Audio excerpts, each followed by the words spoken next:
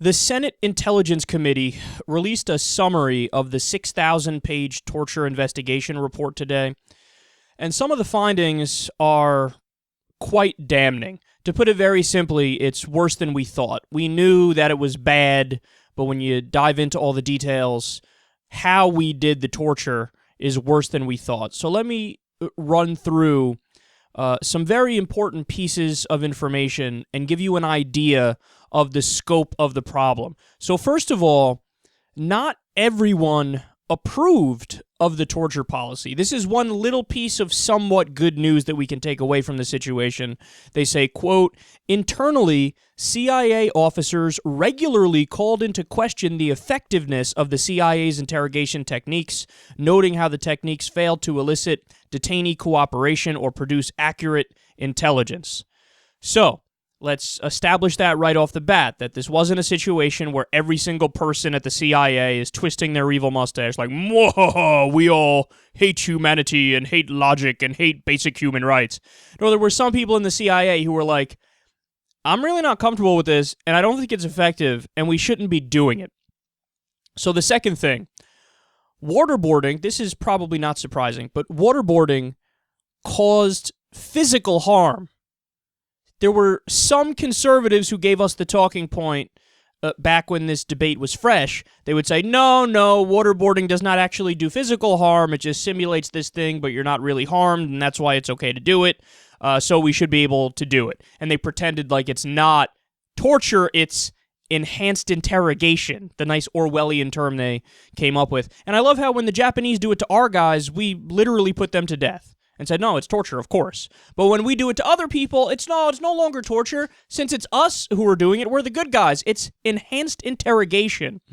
They say, quote, even though the CIA had told the Department of Justice that waterboarding did not physically harm detainees, the report concludes that it induces, quote, convulsions and vomiting. During one session, Saudi Arabian al-qaeda-linked Saudi citizen Abu Zubaydah became completely unresponsive with bubbles rising through his open, full mouth. Now let's pause there. Some right-wingers might hear that and they go, so what? He's a member of al-Qaeda. I don't give a shit. Okay, but at least be honest about it. At least say, I'm in favor of torturing. I'm not in favor of upholding the values that the United States established with the Nuremberg tribunals and international law and the Geneva Convention. I'm not in favor of the Constitution of the United States of America, which bans cruel and unusual punishment. And by the way, that is a restriction on government. It's not explicitly laying out that it's only for U.S. citizens. That is a restriction on government, that they cannot inflict cruel and unusual punishment. So just say that you're un-American and that's what your beliefs are, and then it's fine. Then we could have an honest discussion about it. But you can't have it both ways. You can't say you are American and you are a patriot and you care about rule of law, but yeah, let's torture whenever the fuck I want to torture people. All right, the third thing. The CIA lied about the success of torture in obtaining intelligence. This is very important.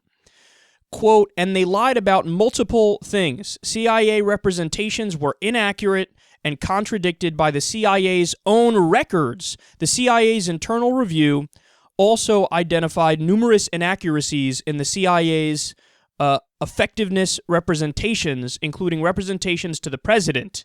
The CIA also misrepresented the reactions of senators who objected to the torture program, like Senator John McCain and Ron Wyden. The CIA, quote, informed the Justice Department's Office of Legal Counsel in classified settings that no senators had objected to the enhanced interrogation techniques that the CIA then sought to use against its detainees. So the essence of this point is they're all over the fucking place. The CIA said whatever fit their story best and whatever made them feel good at different times. There's no consistent message. There's no regard for the truth. They don't care about that. They're going to cover their own ass and say whatever is most fitting at the time. So they're wildly contradicting themselves and they're making stuff up and they're just being bad actors in the entire circumstance. All right, the fourth thing. Now it gets very, very important, so pay attention to these next few. The torture methods were far more brutal than originally reported. the, quote, CIA applied its so-called enhanced interrogation techniques in near non-stop fashion for days or weeks at a time.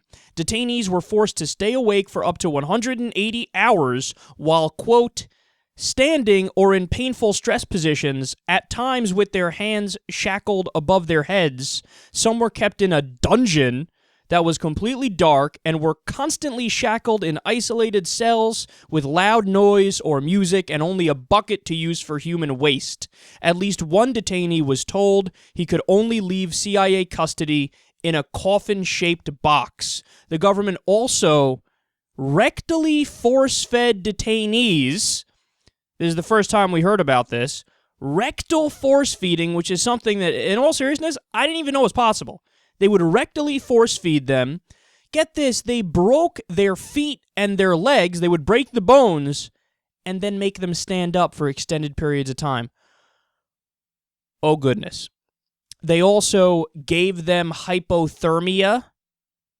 Now, in one case, that led to death. That killed the guy. So at this point, you're not just doing torture. You just committed murder. You just told a guy, stand outside, it's freezing outside, or put him in a freezer, and you walked away, he got hypothermia, he died. We have a word for that. It is called murder. Oh, what? Since you think, well, you didn't necessarily mean it to happen, or you were trying to stop it just before the death occurred, oh, you think it's better all of a sudden? So what do you want me to say? Okay, well, we've dropped down the charge to the worst form of manslaughter, and your punk ass still spends 25 to 30 years behind bars in a just society. But that's what we're talking about here. Listen to these techniques, man. That's insane. Also, at least 26 innocent men were tortured. So again, this isn't the idea, the narrative that the right wing was pushing under the Bush administration and afterwards, where they said, no, the only reason why we're torturing these people is because we know they're guilty and there's a ticking time bomb scenario. So we have to do it. These are al-Qaeda guys. Don't you dare stand up for the al-Qaeda guys. It turns out that's not true. It turns out we don't even know who the fuck we're torturing. 26 of them we know are innocent, and a lot of them are up in the air. Now, some of them, of course, we do know that, yes, this guy had al-Qaeda ties, but they were doing it to people who they didn't even know and doing it to people who were innocent. You want to talk about losing your way? The United States of America. This is what we've come to. This is what we're doing. Remember, I told you guys the story of how we got many of the detainees into Guantanamo Bay. What happened under the Bush administration is they made a deal with the Pakistani government, and they said, look, we just had this thing 9/11 happen to us, and we really need to get back and strike back and stand up, and we know that al-Qaeda is responsible for it, so if you know of any al-Qaeda operatives or you could help us out in any way and send us some people, we'd really appreciate it. So what did they do? The Pakistani government didn't go out and round up al-Qaeda operatives. They went out and rounded up their political enemies. They took all the anti-Pakistani government protesters and said, yeah, here, Americans, take these people. Yeah, they're al-Qaeda. And then what happened? We put those people, some in Abu Ghraib, some in Guantanamo, some at other CIA black sites, and we tortured them. No evidence whatsoever that they're guilty. They weren't guilty. And by the way, this is why you need due process of law. It's not like due process is there because some stupid, flowery-minded idiots came up with it and said, I think it'd be good to put an annoying process in the middle of justice. No, it's there so we can determine who's guilty and who's innocent. That's why you need it there, because we don't always get it right. And that's what happened. Again, I don't want you to take my word for this, man. Anytime you guys hear me say anything, look it up on your own, verify it yourself, do your own research. I'll give you the name of one guy like I always do when I give this rant, Murat Kurnaz, Muratkurnaz. This is a guy who was in Pakistan, but I think he was a German citizen. He was just rounded up and shipped off to Abu Ghraib and then Guantanamo. Later on, the government was like, oops, our bad. And then they had to release him, and we apologized to the government in Germany. And it just so happens that a lot of the other people who are innocent there were not good allies with their country of origin. So we don't look out for them as much. We fucking torture them. Okay, now, where was I? Am I missing? Oh, okay. More forms of torture. I thought I was done with the torture. I'm not. Let me give you more specifics.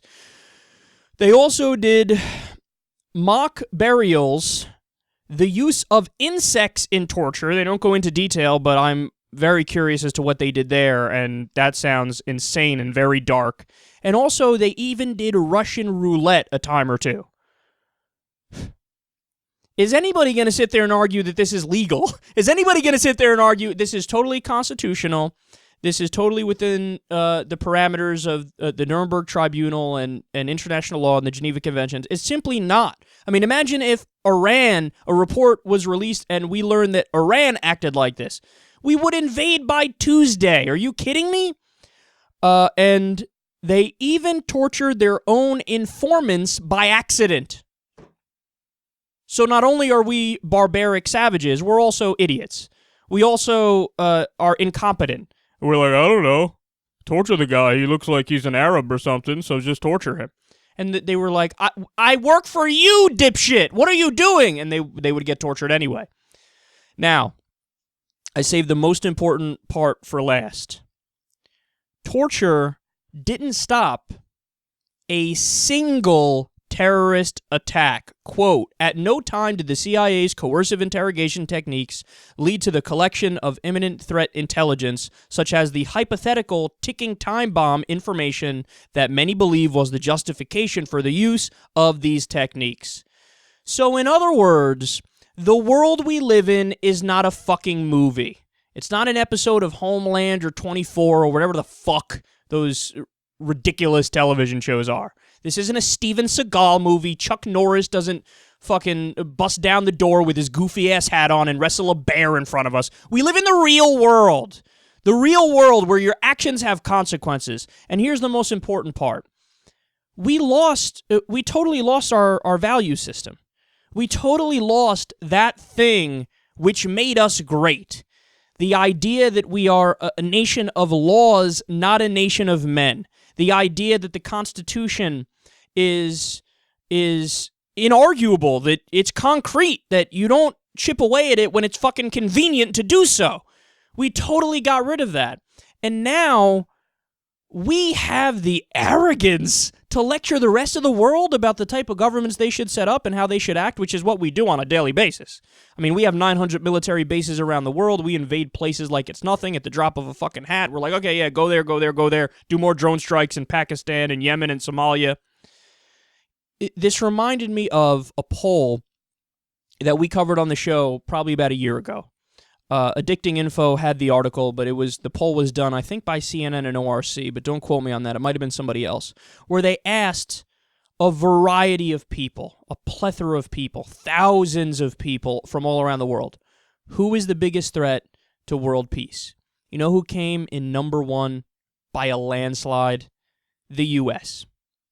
Now, my message to Americans, and I am one, but my message to everybody is, they're not wrong. They're not like, it's not like everybody else is fucking crazy and we're the only ones that understand the world and what's going on. No, they're not wrong. It's not like they came up with that. They woke up one day and said, I hate America today. Tomorrow I'm going to hate Botswana. The day after that, New Zealand. No, that's based on our actions. Now, sometimes, of course, the hatred goes too far and maybe they believe in conspiracies that might not be true. But overall, that's a fair assessment of the situation. And the reason why it's fair is the stuff I just told you right here.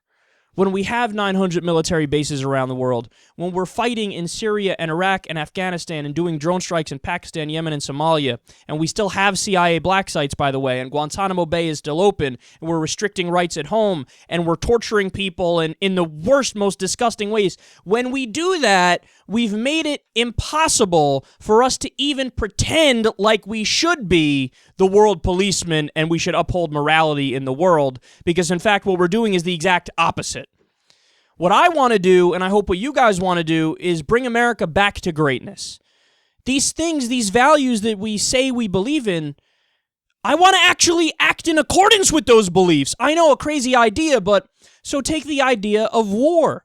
I want to make it so that the only time we ever go to war is the common sense position of only for self-defense, only to defend the nation from imminent attack. That's the only time I want to go to war. Let's bring that back. Let's totally bring back due process. Let's bring back habeas corpus. Let's bring back people's right to privacy. Let's bring back your protection from unreasonable search and seizure.